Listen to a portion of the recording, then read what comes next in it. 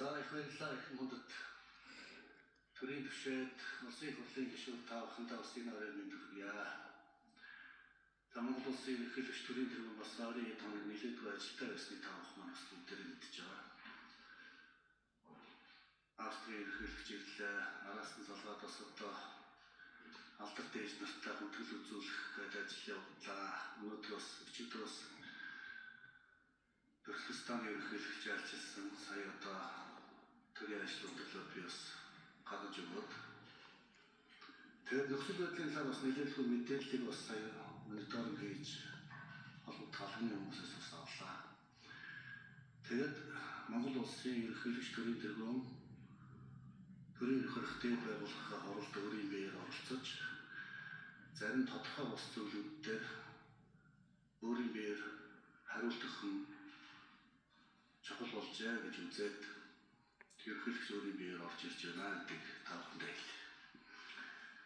За нэгдүгээр Монгол улсын ерөнхийлөгч сонгогдсноос хойш Монгол төрийн парламент байнгын хүндэлтэй хандж ирсэн. Та бүхэн бүгдээрээ мэдж байгаа. Байгуулагдсан хамтарсан засгийн газрын бүх талаар дэмжсэн. Хоёрын ерөнхий сайдыг одоо ерөнхий сайд болсон одоо ажиллаж байгаа 5 жилийн хугацаанд одоо бүх талаар дэмжлээ. Би одоо нэг удаа парламентээр орж ирж парламентынхаа тухай засгийн газрын үйл ажиллагааны тухай 3-4 зүйл ярьж байсныг та бүхэн сонсох баг. Би бас өөрөө ерөнхий сайдаар ажиллаж байсан хүний хувьд бас ерөнхий сайдын зовлон бас их сайн мэднэ. Энэ бол тийм амархан ажил бас биш. Нэг ялангуяа одоо биш цаг тахлын үед ажиллаж байсан. 4 жил ажилласан. Маш хүнд нөхцөлд бас заримдаа ясагнахаар юм одоо хэцүү ажил байдаг. Зовлон жаргалыг бас ойлгодог хүний хувьд бас олон жил энэ ерөнхий сайдыг бас мууж сургаж бэлтгэж хамт амьдсан улс төрчийн хувьд өдөртөгчийн хувьд бас энэ ч зөв хоёр дарга би хүндэлтэй ханддаг шүү дээ. Бас хайрлалтай, хамгаалалттай өнөөдөр ч гэсэн би хайртай байгаа. Тэр учраас одоо би хов хүмүүсийн асуудлаар бол энэ янз бүрийн асуудал бол хөндөж ярих хүсэхгүй байна. Тэгэхээр би зарчмын хэдэн зүйлээр одоо хариулт өгье гэж бодож байна. За нэгдүгээр хүн засаглахгүй, хууль засаглана. Би Монгол улсын ерөнхийлөгчийн дандар хүрэх ёслолын ажиллагаанд миний хэлсэн үгийн хамгийн гол point бол хүн засаглахгүй, хууль засаглана гэж хэлсэн. За энэ дэ өнөөдрийн хүртэл өрнөж байгаа. Үнж байгаа. Ямар хүн Монгол улсыг ерөнхийлөгчийн засаглал руу шилжих ёстой гэж хэлээд яриад байгааг би ерөөсөй ойлгохгүй. Би улс төрд ороод одоо 30 гаруй жил болж байна. Би өөрөө алсан нийгэмд бас өсөж өгсөн хүн. Миний итгэл үнэмшил бол парламентын засаглал. Тийм ч учраас би парламентын засаглалыг боловсруулахын төлөө өөрийнхөө одоо улсын бүх он жилүүдийг зориулсан. Ерөнхий сайд багтаа Монгол улс парламентын засаглалтай байх ёстой гэдэг байр суурь байнга илэрхийлж ирсэн. 19 оны үндсэн хуулийн нэмэлт өөрчлөлт байна. Саяны одоо 126 гишүүнтэй болсон асуудал байна. Энэ бүх зүйл дээр ерөнхийлөгч дэмжсэн. Ерөнхийлөгч өөрийнхөө мөрөн ирэхээс бүх хүнээс татгалзсан шүү дээ. Та бүгдээ мэдж байгаа. Өнөөдөр Монгол улсын ерөнхийлөгч нэгтэй байхдаа эрх мэдэлцээд авах юм бол байхгүй шүү дээ. Бүх эрх мэдэл засгийн газар үсгэж шийдсэн. Энийг өөрөө ерөнхий сайд ардын намын дарга багтаа бас хийсэн байна.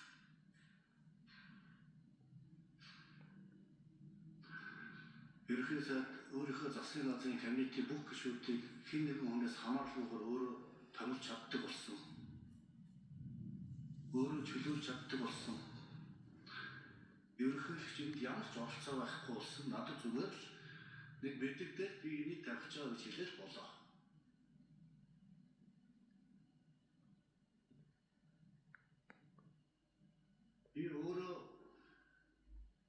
ерөнхийлөгчийн эрх мэдэл байсан авилгалтай тэмцэх газрыг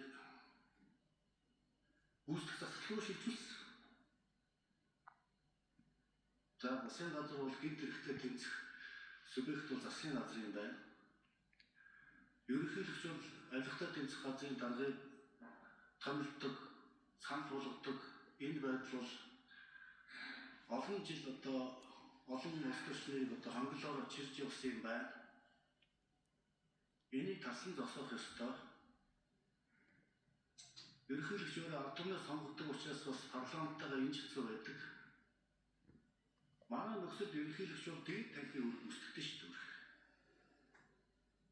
Тийм учраас авилгалтай тэмцэх газрын ерөнхийлөгчийн эрх мэдэл байлгах нь Монголын улс төрд шудраг байсан бас нийцэхгүй байна. Энэ байгууллага тэр засгийн газрынхаа бүтцэлд байж парламент нь засгийн газрыг хяндаг учраас тэнцэнэ байх нь илүү зохимжтой юм байна гэж би өөрөө үзэж авилгалтай тэмцэх газрыг ерөнхийлөгчийн мэдэл байлгадаг асуудлыг шилжүүлж гүйцэтгэх засагт өгсөн юм аа. Энэ ажлыг би өөрөө хийсэн. Явах энийг мэдж байгаа. Монгол улсын ерөнхийлөгч шүүхийн ерөнхий зөвлөлийг өөрөө байгуулад шүүгчийг томилдог байсан. Өнөөдөр Монгол улсын ерөнхийлөгч шүүгчийг томилохгүй байна шүү дээ. Тэр шүүхийн ерөнхий зөвлөлийг парламент байгуулна, парламентын мэдэлд очсон, ерөнхийлөгч хуучин байгуулдаг гэсэн бол тэгээ парламентаас байгуулсан шүүхийн ерөнхий зөвлөл ямар хүнийг шүүгч болох вэ гэдгээ тэнцэнэ хэлэлцээд ерөнхийлөгч рүү орж ирдэг. Ерөнхийлөгчд ямар ч тэрнийг ганц удаа буцаа өөр эрх мэдэл байхгүй. Тэгээ оруулж ирсний шууд томил. Ерөнхийлөгч байгаа эрх мэдэл. Тэгээ ийм л ерөнхийлөгч байгаа шүү дээ. Өнөөдөр төрийн тэргүүн хэн нэгэн хүнийг дарамтлаад засаг төрөө дарамтлаад байх тийм боломж ч байхгүй. Надад ганцхан л байдаг. Энэ бол ард түмний өгсөн итгэл найдвар байна. Ерөнхийлөгчийн хүч чадал зөвхөн ард түмний сонгосон сонголт үлдсэн байна. Тийм учраас би албан ёсоор нэг зүйл хэлье. Би өнгөрсөн жилийн 2024 оны 11 сарын 26-ны өдрийн үндсэн хууль, шинэ үндсэн хууль, анхдугаар үндсэн хууль батлагдсны 100 жилийн ойгоор үндсэн хуульд өөрчлөлт оруулахгүй намайг ерөнхийлөгчөөр ажиллах гэсэн албан ёсныхаа үгийг хэлсэн шүү дээ. Цааш би өөрийнхөө нэрийн хуудсан дээрээс энийг алгажуулж тавьсан.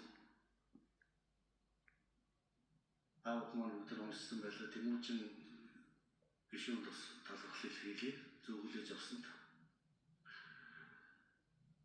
Манай ард түмний сонгосон сонголтууд парламентын засаг. Энэ бол бидний үнэт зүйл. Энэ ардчлалын баталгаа бол парламент. Тийм учраас Монгол улсын ерөнхийлөгч парламенттай туйлын хүндэтгэлтэй хамт өгөөд цаашдаа парламентын засаглалыг би байнга дэмжинэ.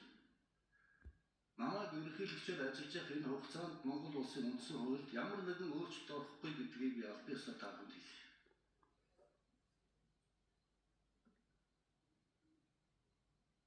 Я өөрийгөө дахид 6 жилээр авах сонгохгүй. Тийм дабл стандарт байж болохгүй.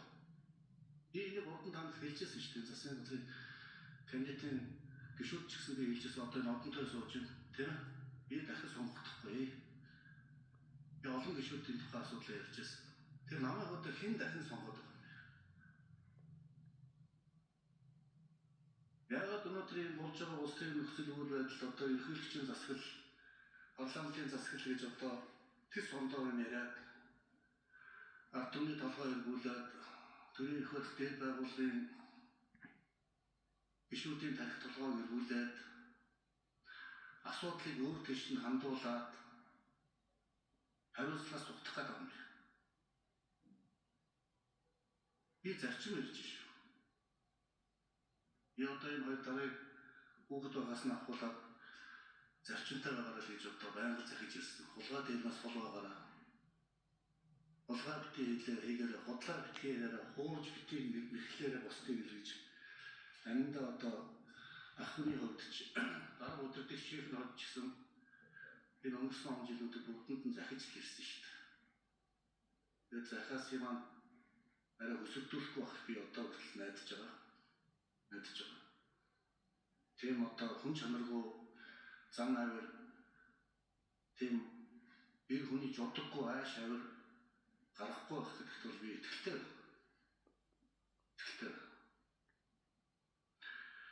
Тийм учраас парламент ёсоо цааш нь боломж ихжүүлэхийн төлөө бүгдээр ажиллана. Нэгдүгээр асуудал би маш тодорхой хэлсэн шүү.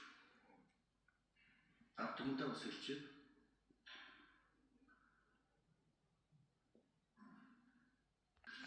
Баялагын санг ерөнхийдөө санаачсан юм аа. Энэ их өнөөдөр санаачлагдсан зүйл багт биш.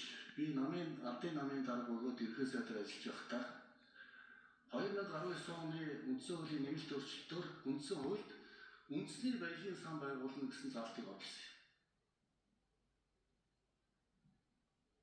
Нөхдөд байна.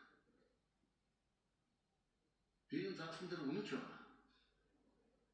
Би одоо ерөнхий сайдаар ажиллаж энэ улс орны нөхцөл байдал хүнд амьдрал хүнд байгаа учраас парламентаар орж ирэх ил задгүйг хэлдэг шүү дээ. Ихэвчлэн одоо үндэсний аюулгүй байдалтай холбоотой асуудал хаалттай оролдоонд дээр тавхан хэлдэг. Би баялагын сангийн талаар өнгөрсөн мэдээлэлд маш тодорхой хэлсэн. Баялагын сангийнхаа хуулийг гаргахдаа одоо та нар зоригтой ажиллаж ажиллаа хийгээд баялагын сангийнхаа ажлыг шуурхай явуулаа гэж би парламентд хамт юу гэлснийг та бүхэн бүгдээрээ сонсч ирсэн биз дээ. Монголын газрын баялаг бол ард түмний өмч байх ёстой. Энэ бол миний хүүхэд байхаасаа төлөвшөж тавцсан миний үндсэн философи. Энэ байгалийн баялагыг чинь хэн нэгэн компани бүтээж байгаагүй. Энэ чинь бурхны бүтээл. Тийм учраас Монголын ард түмэн байгалийн баялагаасаа ижил тэмцүү хүртэх ёстой. Монголын ард түмний өмч болсон байгалийн баялагыг хулгай хийж авсан этгээд бол энэ баялагыг буцааж өгөх ёстой. Ард түмэн баялагтай эзэн байх ёстой.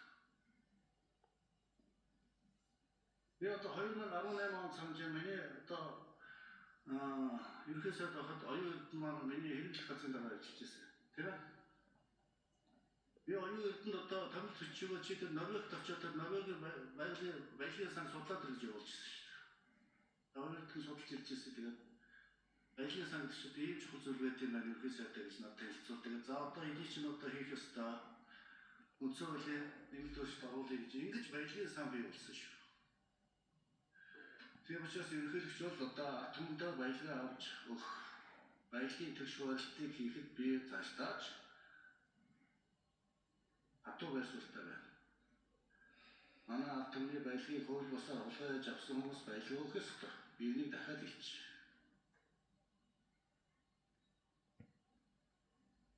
Энэ миний философи.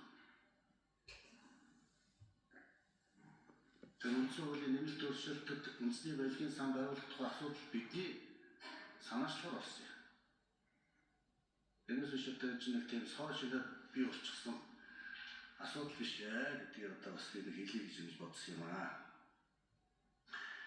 За Монгол улсын ерөнхийлөгч бол одоо 3 зүйл дээр санаа зовж байгаа. Би урд нь ч та бүхэнд хэлжсэн. Энэ бол нэгдүгээр Монгол улсын тусгай тогтвол.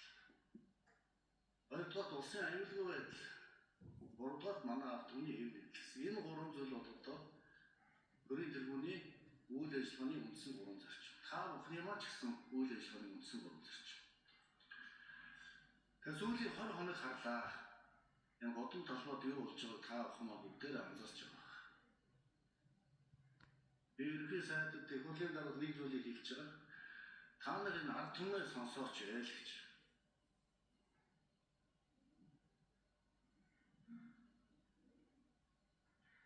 Энэ ард түмэн чинь юу яриад байгаа юм бэ? Юу хүсээд мөрөөдөөд энэ олон зуун залуучуудын талбайдаар гарч ирээд одоо 20 хоног жагслаа шүү дээ. Тавьж байгаа шаардлага маш тодорхой. Монгол улс бол ардчилсан засаглалтай парламентын ард түмэн сонгодог. Тийм учраас ард түмний шин төлөөлөлт болоо залуу үеийнхэн чинь гарч ирээд шодрогоос тогтоох тухай, хариуцлагатай байх тухай хатуу шаардлага тавьж байхад яагаад энийг сонсохгүй ингээд хараагүй юм шиг, сонсоогүй юм шиг. Энэ залуучуудын тавьж байгаа шаардлага шал анги хэмжээ гэдэг. асуудал тодорхой яриач. Олон том чинь одоо 20 хоног хүлээлээ шүү дээ. 20 хоногийн талбай дээр юу болж байгааг та бүхэн бүгдээрээ харлаа. Хаана юу ямар жагсаал цуглаан болж байгааг бид бүгдээ мэдчихэж байгаа шүү дээ.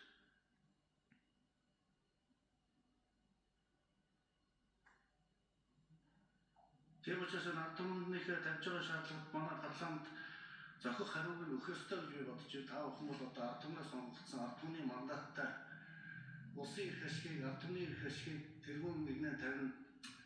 Албаны албан тушаалтны асуудлыг ардан тавина гэж дагвар өгсөн гэж би боддог шүү дээ. Би одоо амьдралдаа 4 албан тушаал өгч ирсэн байна. Ардын намын ерхий нэрийн бичгийн даргаыг өөрийнхөө сайн дураар өгч явлаа. Улсын хурлын гишүүнээс өөрийнхөө сайн дураар татгалзаж байлаа. Шадар сайдынхаа ажлыг өөрөө сайн дураар өгч байлаа. Ерхий сайдын одоо эрхэм өндөр албан тушаалыг би одоо сар дахлын үед хариуцлагагүй ажилласнасаа болоод өөрийнхөө сайн дураар би огцорч байлаа. Энэ бүхний цаана нэг л юм агуулгачээс энэ үг бол энэ олон түмний эрх ашиг, ард түмний эв нэгдлийг өдөртөгчмөн тэргүүн зэрэг тавих хэрэгтэй. Өөрийн хашиж байгаа нэг өчүүхэн албан тушаалд битгий шигд. Өдөртөгчмөн бол ухрах үедээ ухардаг, урагшлах үедээ урагшилдаг чадвартай байх хэрэгтэй. Энэ ард түмнээс уучлалт чадвартай байх хэрэгтэй. Алдаа гаргасан бол хариуцлага алдсан бол тэр алдсан хариуцлагыг өөрөө үүр чаддаг байх хэрэгтэй. Энийг өдөртөгч хичээлдэг.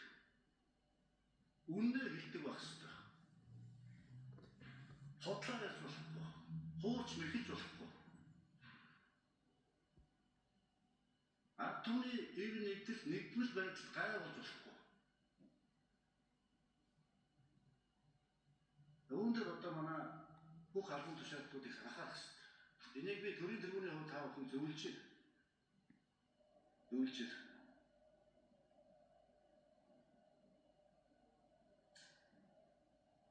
Хүмүүс хамаараад их цаг залуу хүн гэж боддог юм шиг. Би одоо улсад 35 жил явж байна. Амьдралдаа зөндөө л алдаж унаж үзлээ. Сайн муу нэмийг бас нуруунд дээр хөөгч гарлаа. Үрс хөрөө бодож сулгаж байсан бол энэ том намын хамт олон намайг олон жил бас дараа зэрэгээр тавьчих байсан байх. Итгэж байсан байх. Ард түмэн намайг сонгох байсан байх.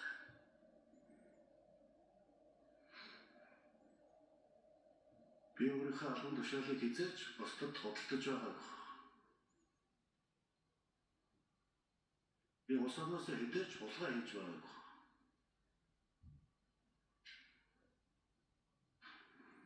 Би ерөнхийлөгчийн өндөр шилдэг гадныхны 50 сая боноор зарж байгаагүй шүү.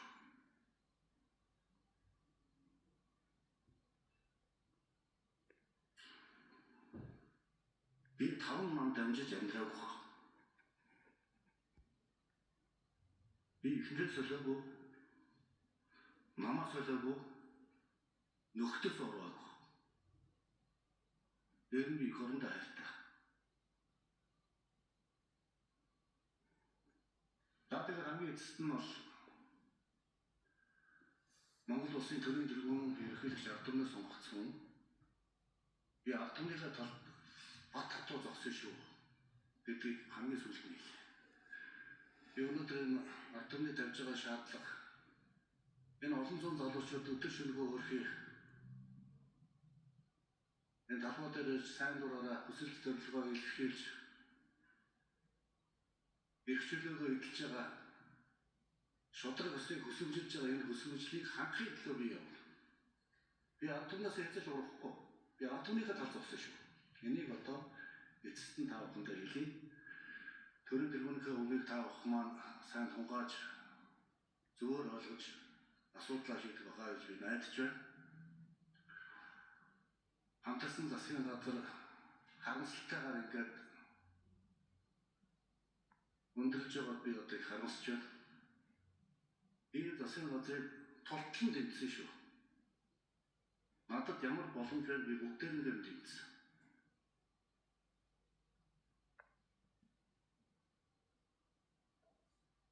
Энэ засгийн газар яагаад тарсан бэ гэдгийг та бүхэн бараг өөрсдөө мэдж байгаа болов уу гэж би бодож байна.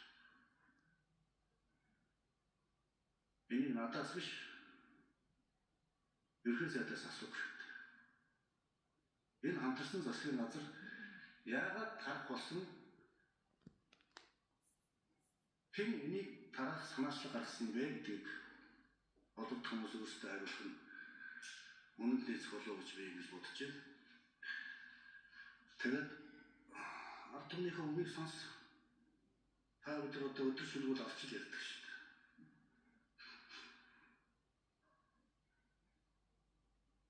Энэ биеийг доромжилж гутааж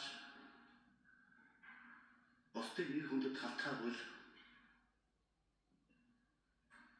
арай бэлж байгаа юм шүү. Би бүгд урсан хүнийг ямар муухай хаалуулж, ямар муухай доромжилж, ямар муухай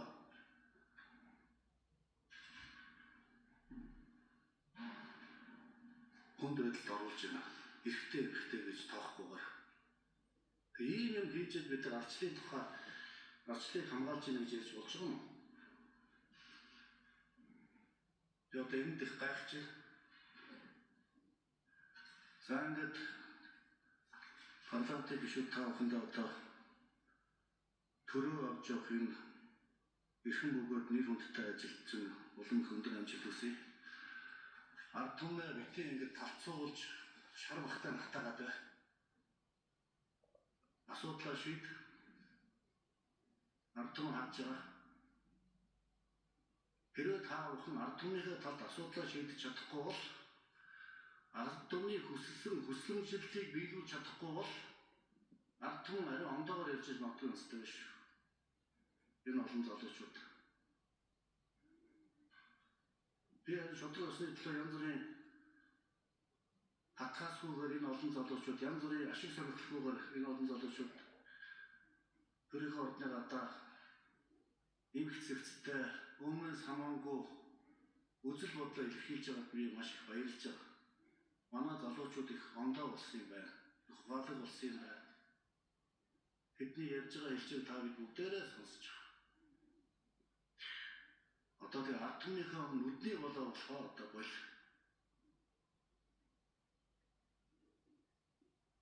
бүхэн ард түмнээ төлөөлж байгаа хүмүүс шүү. Эрхэм нэр хүндтэй хүмүүс шүү. Парламентын гишүүн хүн гэдэг бол ард түмний төлөөлөл. Энэ эрхийг та бүхэнд ард түмэн өгсөн. Тийм учраас ард түмнийхээ талд зогсож байна. Амин хувийн ашиг сонирхол, ах дүүнийхээ ашиг сонирхол, албан тушаалын нэг жижигхэн сентент битгий шиг эр зөрөгтэй бай. Ингэж чадвал ард түмэн чинь чамайг хайрлна. Өдөр төгшөө юм л байх хэрэгтэй. Алдаа гаргасан бол алдаагаа хүлээ. Асуудлаа шийд. Битгий ард түмнийг талцуул, битгий бохимдуул, битгий хуваа. Одоо дотоод нөхцөл байдал хүнд байгаа та бүхэн бүгдээрээ мэдж байгаа. За ингээд одоо ерөнхийлөгч нь өөрийнхөө байр суурийг илэрхийллээ. Нөхцөл байдлыг харж байгаа цаашдаа үг хэлэх шаардлагатай гэж үзүүл төрийн төлөө орж ирж та бүхэнд дараагийн үгийг хэлэх болно гэдгээ илэрхийлье. Эрхэм төрийн гишүүд та бүхэн маань зөвөр хүлээж аваарай.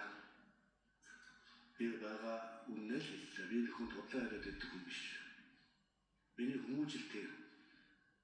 Би хорондоо олон удаа тамгар өргөсөн эрд хүн. Сэрийн сургууль намайг ингэж хүмүүжүүлсэн. Ямар ч албан тушаалтай нэгээс ч байхгүй. Би ганцханаас айдаг. Ард түмний итгэл найдвар алдрахыг гэдгээс л айдаг.